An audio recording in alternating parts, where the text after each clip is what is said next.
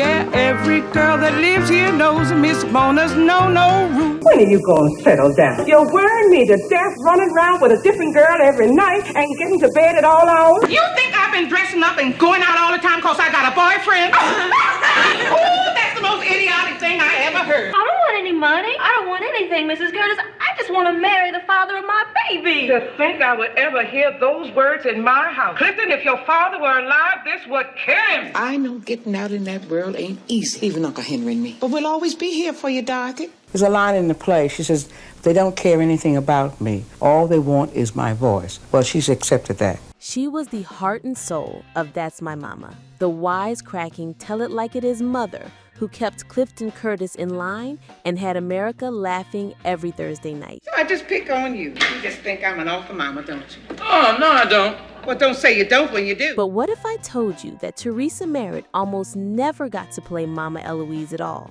Behind that signature laugh and those perfectly timed one-liners was a woman whose journey to television stardom took over 50 years, involved Broadway battles that nearly destroyed her voice, and a career breakthrough that came when most actresses her age were already retired. I think people like myself and people before me, we had to knock down a lot of doors, do a lot of knocking on doors. This is the story of the actress who conquered Broadway, survived The Wiz, Your grandpa. Our daughter's fine, but Dorothy.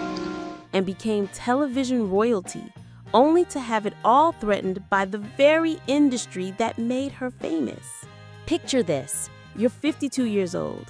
You've been grinding on Broadway stages for decades, playing supporting roles while younger actresses get the spotlight. You hear young people today object to people like Amos and Andy, the comedy of that day, and Stephen Fetchard. That woman was Theresa Merritt, and her journey from struggling stage actress to television icon is filled with more drama than any script she ever performed.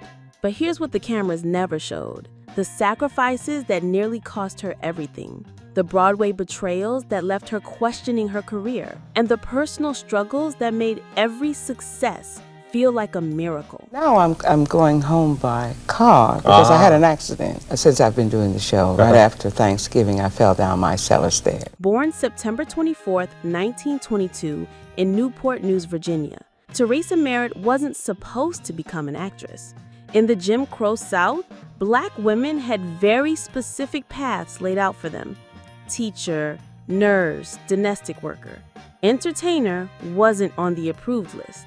But Theresa had something that couldn't be contained by society's expectations: a voice that could command a room and a presence that demanded attention. Even as a child, she was performing in church, school plays, anywhere someone would listen.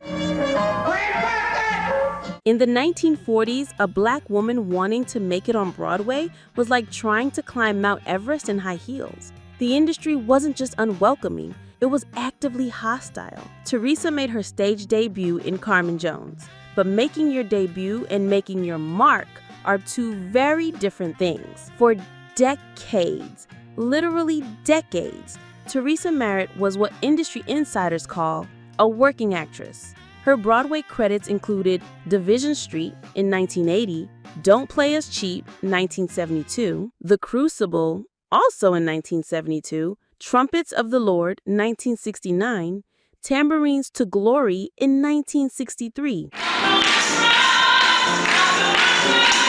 Look at those dates.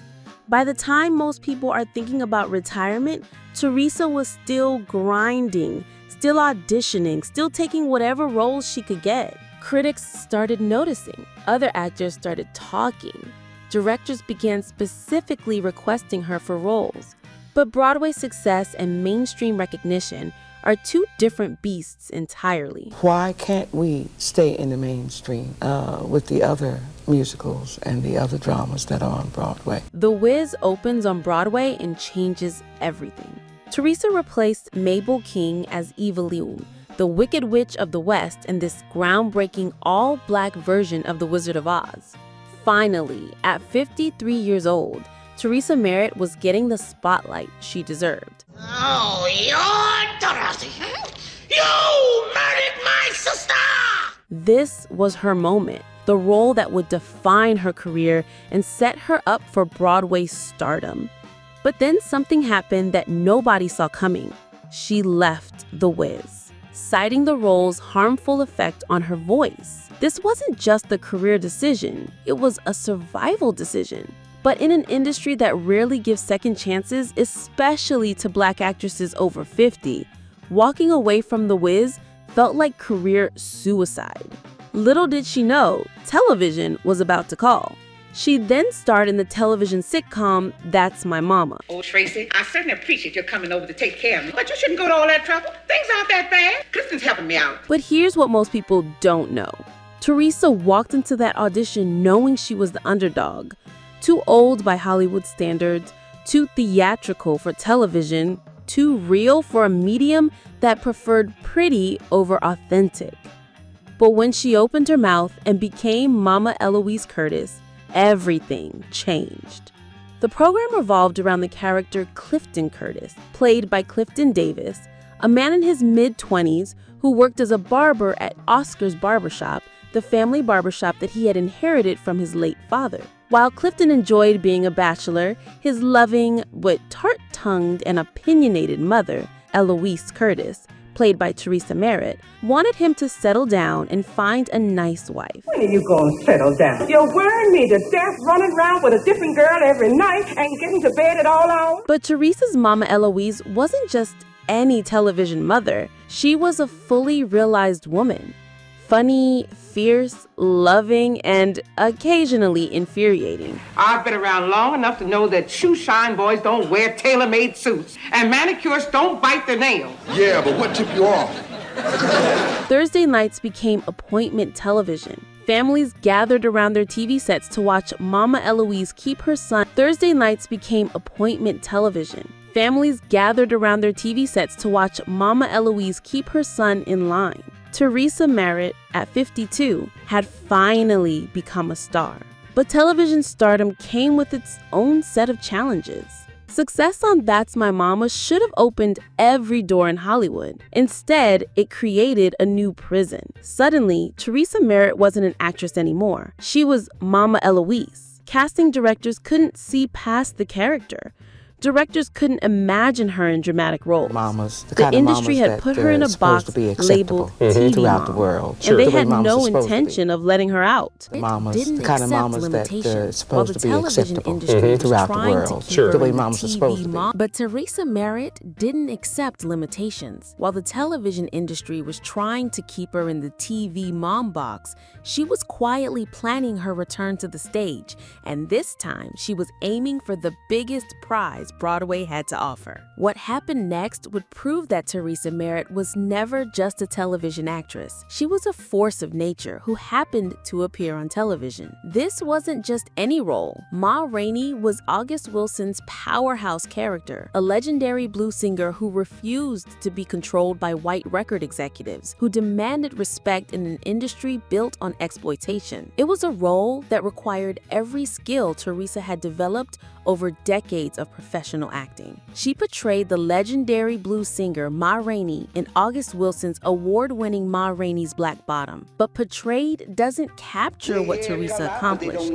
She didn't just play Ma Rainey, she channeled her, embodied her, became her. Done. Here was the woman they remembered as the warm, funny TV mom, delivering a performance of such critics were stunned. Here was the woman they remembered as the warm, funny TV mom, delivering a performance of such depth and power that it reminded everyone why she'd spent decades working on Broadway before television ever discovered her. The Tony nomination wasn't just recognition, it was vindication. Theresa Merritt has proven that talent doesn't expire, that great actresses don't have expiration dates, and that sometimes the best performances come from actors who've lived long enough to understand the roles they're playing. But even as she was reaching new heights, personal challenges were mounting. Behind the success, behind the accolades, behind the standing ovations, Theresa Merritt was fighting battles that audiences never saw.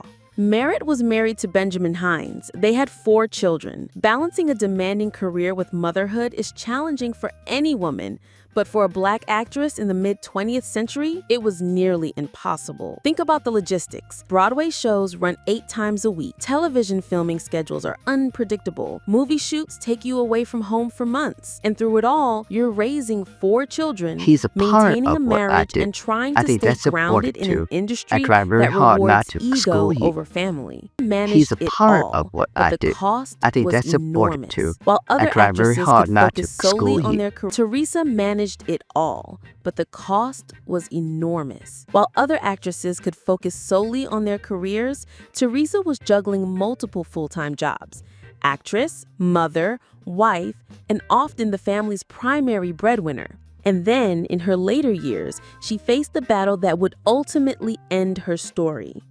The 1990s brought a new challenge, staying relevant in an industry obsessed with youth. Her films included The Best Little Whorehouse in Texas and the musical The Wiz,